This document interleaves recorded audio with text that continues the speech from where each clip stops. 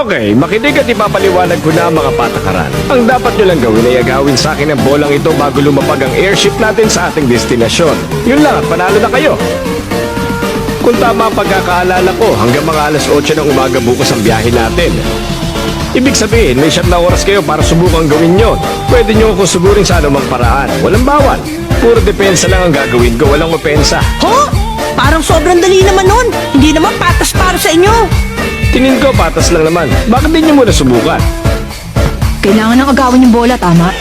Tama. Okay, ako muna susubok. Sige lang, handa na ako.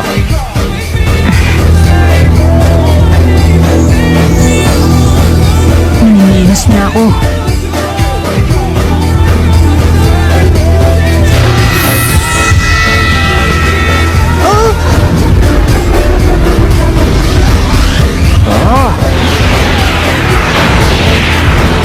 Ang daming kinuha. Alin ang totoo?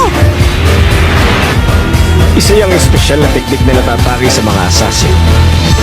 Ang Rhythm Echo. Gumagamit sila ng kakaibang ritmo upang makalikha ng mga naiiwang imahe para lituhin ang kanilang kalaban. Nakapangingilabot isipin na may isang batang tulad nila dalubhasa na sa teknik na ganitong kahirap.